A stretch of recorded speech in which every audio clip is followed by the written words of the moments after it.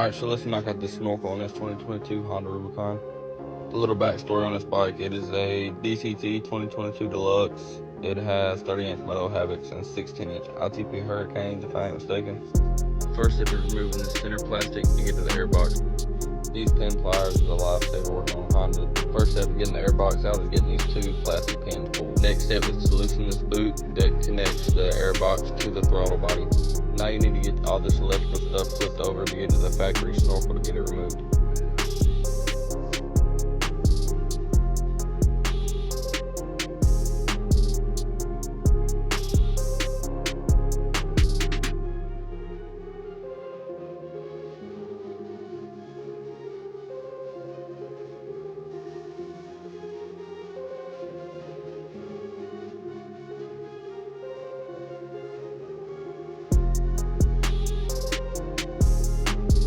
Next, you need to take out this air temperature sensor.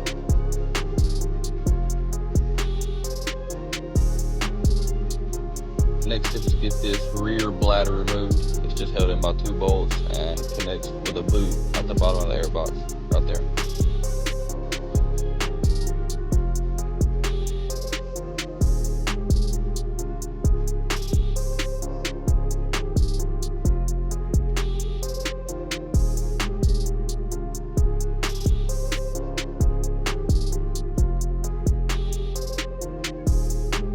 After you got that removed, the next step and final step before you have to remove the airbox is to get this crankcase hose removed. With everything done, now you can proceed to pull the airbox out.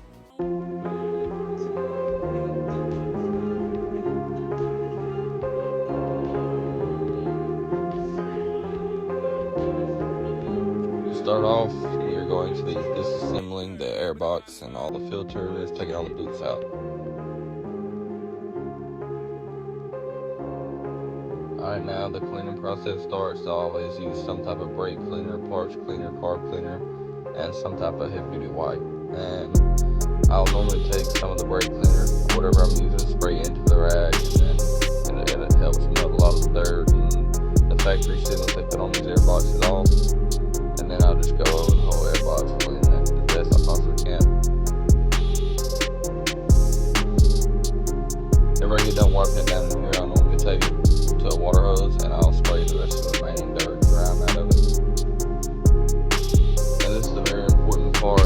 I always take brake cleaner, rags, and some type of skinny flathead and clean out all these boots and where the boots seat on the airbox itself, because there's a lot of dirt that gets in there, and that factory sealant is kind of hard to get off this rubber if you ain't got the right stuff. That's why I say the brake cleaner and some type of towel combined together really seems to get it all pretty good. But if you don't get these clean, whenever you put them in the airbox, they will not feel very good.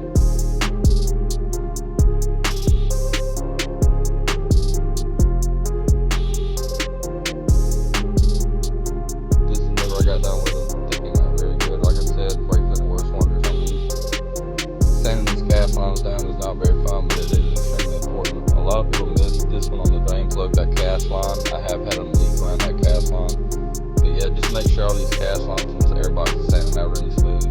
Is a huge part of getting the airbox to seal 100%.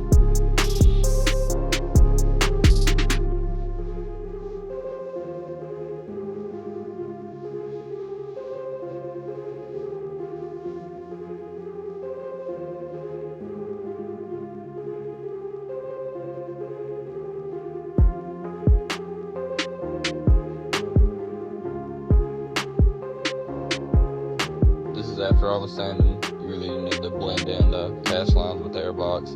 Gives a way better profile for the boots to seat on. And I also always scuff up the inside a little bit. Whenever I'm done with the sanding, I'll take the brake cleaner and go over the whole airbox and just soak it down real good to get any residue off of it.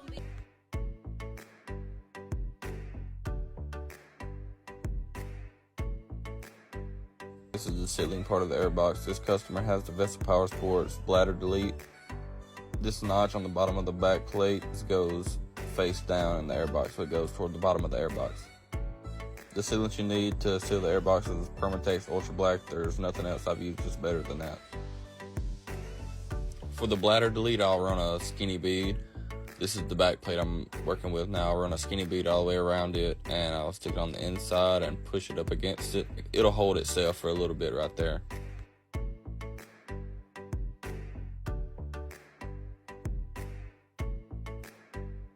Now with that piece seated on the inside of the airbox, I'll get the front plate, and I normally put a bead on the airbox instead of on this plate. I'll just run a bead around the airbox, and then I'll push this plate down, and then put a little bit of ultra black on the inside of the bolt hole where the bolt goes through, and push them up against each other and bolt them down.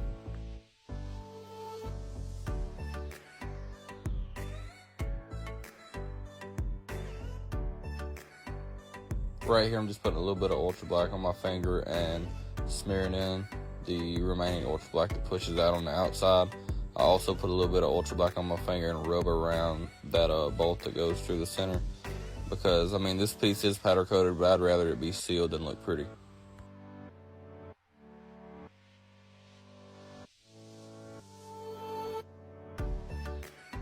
With this piece being like powder coated to match his racks and stuff, I did take one of the wipes and try to clean up like the unnecessary excess that was on the actual plate itself around that bolt hole.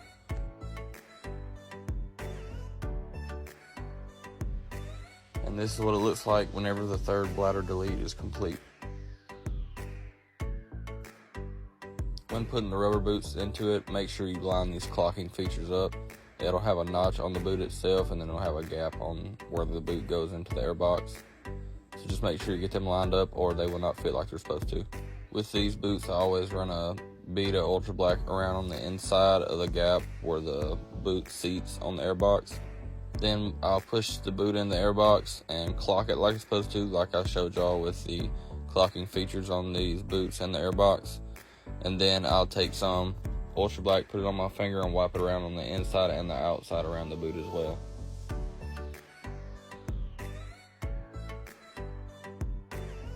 Right here is the part that's commonly messed up. You see how the bottom of that boot was hung up.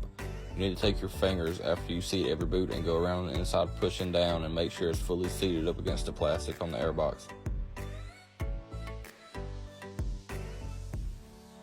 When messing with this ultra black, I do recommend wearing some type of gloves.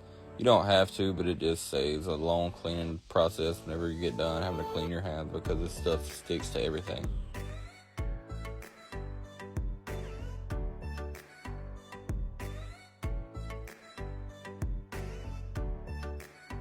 Now for the boot that goes from the airbox to the Snorkel, the same process as the top one.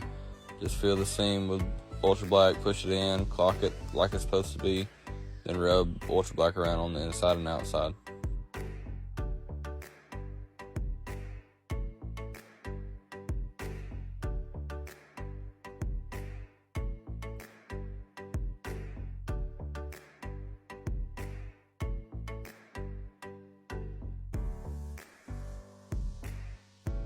With a little rubber grommet that holds the air temperature sensor, I did the same thing. I ultra black it. Some people don't, but I'd rather just do this job one time and be done with it. Don't have to worry about it again.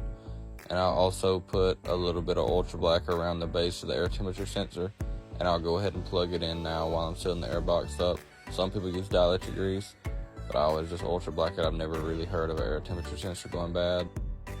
After you have everything ultra blacked and ready to go, find somewhere out in direct sunlight and leave the airbox there for a full 24 hours.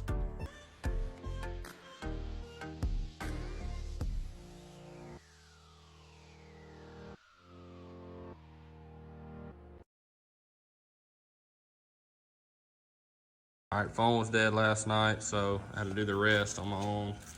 Couldn't record any of it, just got through testing it. Held it about halfway up the radiator for about 2 minutes or so. Nothing. The rest of it's completely done, other than I just got to zip tie the all the vent lines to the Snorkel and cut the slack. But always run your gas tank vent line by itself. Don't vent it with anything, because if you overfill them, it will spit gas out. So you don't want gas getting in your diffs or anything. But this vent line is both diffs and the fan vent. And then for the Snorkel, it's about a 6-inch piece of pipe with a 1.5 hard coupler that goes into the airbox. always grease it and put grease on the inside of the boot, and then push it in. It helps it go in, and it also helps water from getting in there. Don't ever ultra black that, or you won't ever be able to pull the snorkel off without taking, or without cutting your snorkel. But 4 or 5 inch piece of pipe, a 45-degree elbow, like a little 2 or 3 inch piece of pipe, then a 60-degree. You can try a 45 right here, but it always ends up hitting on the inside of this fender. Some people do a 45 and a 22.5, and it's basically the same thing because it's kind of hard to get 60s. It's a 60 inch or a 60-degree elbow right there. And the 1.5 inch piece of pipe goes all the way up here to a 90-degree, goes over to another 90, goes up, and that is a 1.5 to 2 inch coupler adapter. Then up here, it all really depends on what kind of rad kit you have and what kind of center snorkel bracket you have. But for this one, we did the 2 inch start from here, a 45 to another 45, and it lined up perfectly right here.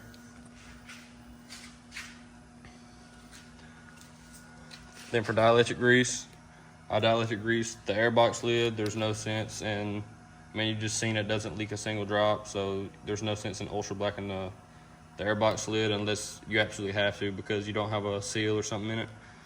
I always dielectric grease all the connectors on the throttle body. Dielectric grease these plugs, this one, all the relays and diodes inside of here, and then your four-wheel drive and front diff plug is down in there. I can't really get up my phone to it, but it's down there. And always dielectric grease your spark plug boot. It will not run underwater without it being dielectric greased.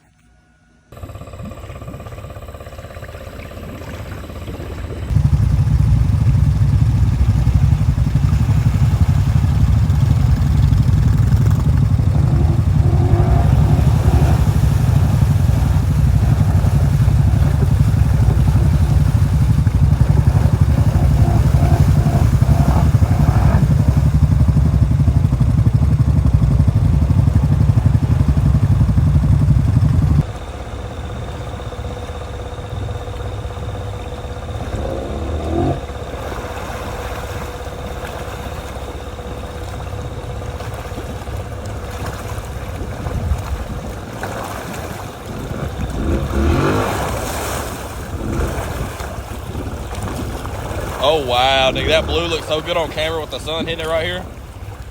Looking good.